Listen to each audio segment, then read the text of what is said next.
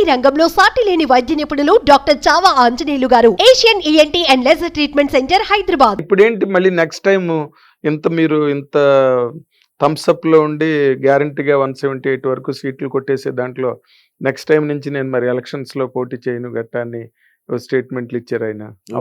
కొడాలి నాన్న గారు next time ఏంది ఇప్పుడు 2024లోనా ఇప్పుడు గెలుచాడనే ఇప్పుడు ఖచ్చితంగా గెలుచాడులే.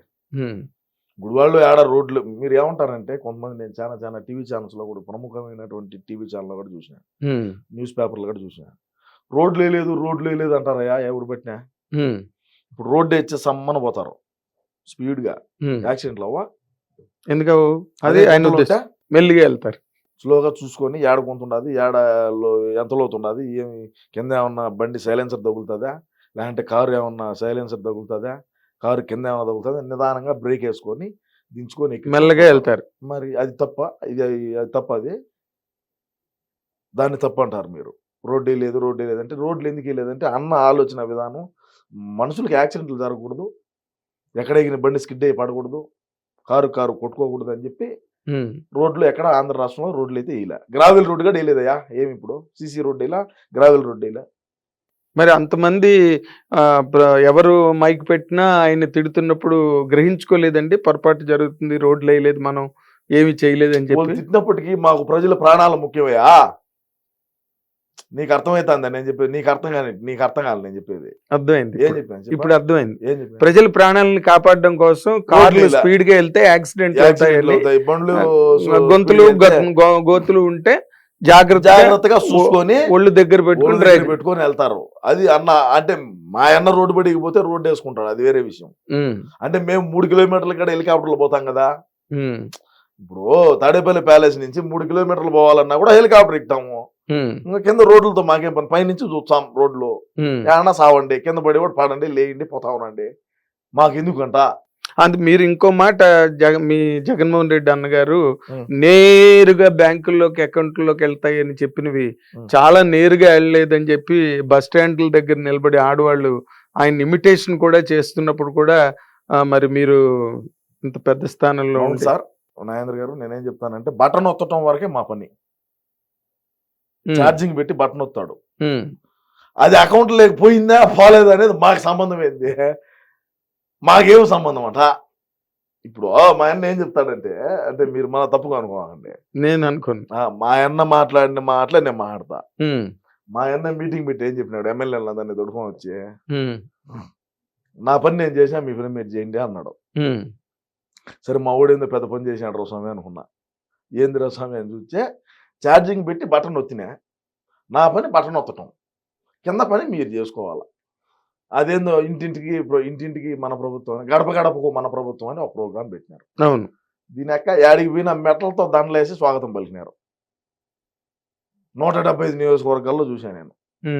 అదే రోజా కాడికి పోతాం. ఇప్పుడు గడప గడప మన ప్రభుత్వం అనేటువంటి ప్రోగ్రాంలో రోజా ఒక హరిజన్ వాళ్ళలో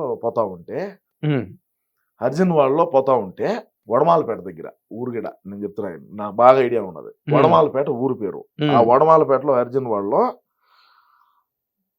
మా ఇంట్లో గట్ట వచ్చిపోదురా అంటే, ఇది ఎలక్షన్ కాదు ఇప్పుడు రాము అన్నారు. ఏంది ఇప్పుడు ఎలక్షన్ కాదు రాము, ఎలక్షన్ కాదు ఇప్పుడు రాము అని ఆ రోడ్డు బడిగా పోయింది. అదే అర్జున్ వాళ్ళే మొన్న పోయింది. చెట్లు, కంప చెట్లు ఉంటాయి, ఐడియా ఉన్నది మీకు? వాటిని మా పక్క రాయలసీమలో సరకారు చెట్లు అంటారు.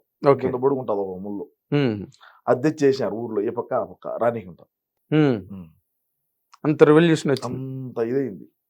నేను అబద్ధం చెప్పిన, ఆడి దాకా పోయి వాళ్ళ ఇంట్లో పోయి నీళ్ళు లేదంటే కాఫీయో లేదంటే వాళ్ళు ఇచ్చింది ఏదో ఒకటి ఒక సుక్కటి నోట్లో పోసుకోవచ్చు, ఈ బాధ లే కదా, ఈ బాధ లేదు కదా. 280 ఓట్లు ఉన్నాయి హరిజన్ వాళ్ళు. 280 ఆ 280 మూకుముడుగా గాలి భానుప్రకాష్ నాయుడు గుద్దినారు. మరి ఇప్పుడు ఆ ఎస్సీ డాక్టర్ గారిని కూడా చంపి ఇంటికి పార్సిల్ చేశారని చెప్పి దాని మీద పెద్ద వివాదం. ఎస్సీ డాక్టర్ ఏడా ఏదో ఊర్లోని ఎస్సీ డాక్టర్ని పులివెందులలో కదా, పులివెందుల ఎస్సీ డాక్టర్ సుధాకర్ కదా, విజయవాడ, ఇది వైజాగ్. అది మాస్క్ అడిగినాడు అబ్బా, మమ్మల్ని ప్రశ్నించేట, మాస్క్ లేకంటే ఖర్చు కట్టుకోయా, పారాసెటమాల్ వేసుకో, బ్లీచింగ్ పొడి జల్లు పోతుంది, ఏందంట కరోనా. మేమేమో మా కరోనా వచ్చిందంటే అబ్బా కరోనా బా మంచి ప్రశ్న వేసినావు నాయన, దీని గురించి నేను ఒక 5 నిమిషాలు చెప్తా, ఏమనుకో. చెప్పాలి.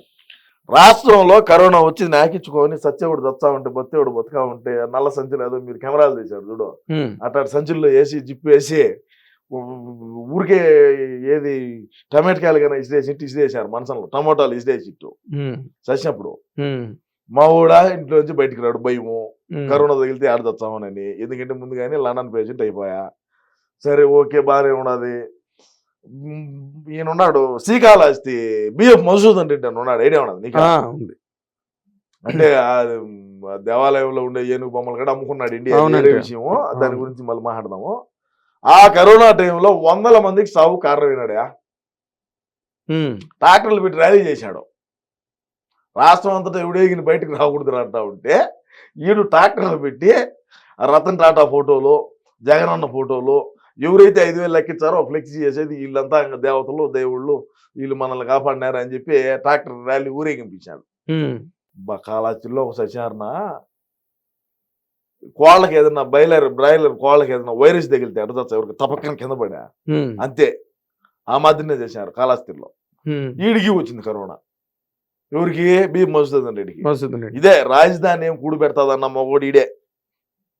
రాజధాని ఏం కూడు పెడతాదా, రాజధాని ఏదంటే రాజధాని ఏం కూడు పెడతాదా అన్నాడు ఈ మగోడే, బిఎం మధుసూదన్ రెడ్డి. ఈ మగోడి కరోనా వస్తే నేరుగా బెంగళూరు పోయినాడు.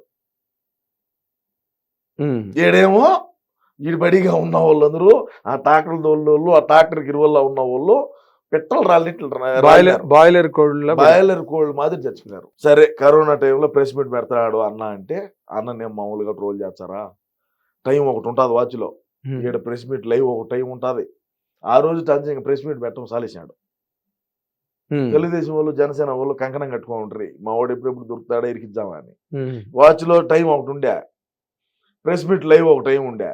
ఇది రికార్డ్ చేసి దాన్ని ఎడిటింగ్ లేసి మళ్ళీ లైవ్ అని చెప్పి వదిలినారు. ఆ రోజు దాంచి 10 రోజులు వాచ్ గడ్డ పెట్టుకోవాలి మా వాడు. ఈ వాచ్ పెట్టుకోవడం మధ్య కదా నాకు గెత్తిందే అని. ఓకే, కరోనా టైంలో నేను చెప్పేది ఏం చేస్తావు కరోనాలో, ఏమి మామూలుగా క్రైసిసా, ఈ బ్లీచింగ్ పొడి చల్లంటే పోతాది అంటాడు. పారాసెటమాల్ సరే అటన్నా బ్లీచింగ్ పొడి చల్లామా అంటే, బ్లీచింగ్ పొడి రేట్ ఎక్కువ అని చెప్పి మైదా పిండి తెచ్చి చల్లితే బ్లీచింగ్ పొడి. జోగి రమేష్ ఆ స్వామి నేను కాదు, జోగి రమేష్ 14 కోట్ల రూపాయలు బ్లీచింగ్ పొడి చల్లుతున్నానని స్కామ్ ఇది, నీకు తెలుసో తెలీదు. బ్లీచింగ్ పొడి రేట్ ఎక్కువ అని చెప్పి మైదా పిండి తెచ్చి చల్లినారు స్వామి. బ్లీచింగ్ పొడి రేట్ ఎక్కువ కదా, ఎన్ని ప్యాకెట్లు అయితే, అందుకని చెప్పి వీడు మైదా పిండి మూటలు తెచ్చి ప్రజల్ని రిలీజ్ చేశాడు. మావాడు ఏమంటా అంటే బ్లీచింగ్ పొడి చల్లినా పారాసెటమాల్ వేస్తే సరిపోతుంది, ఏ ఇబ్బంది ఏం లేదు అని మావాడని. మా శాసనసభ్యులకు కానీ మంత్రులకు కానీ కరోనా వస్తే పక్క రాష్ట్రాలకు పోయి అపోలో హాస్పిటల్లో కొనుక్కుంటారు. నాకు ఇచ్చుకో నియోజకవర్గంలో ఉండే ప్రజలేమో ఏ విధంగా అల్లాడినారో చూశారు. మాస్కులు తెచ్చే మాస్కులు కూడా 3 రంగులేనంటయా, ఇదే అంటే మా బతుకు కూడా ఇదే లేదు, వేరే విషయము. మేము కూడా ఇది నిద్రపోయేటప్పుడు కూడా పక్కలో పెట్టుకుంటాం, అది వేరే విషయం. ఎందుకు? ప్రేమ, అభిమానం, ఆప్యాయత.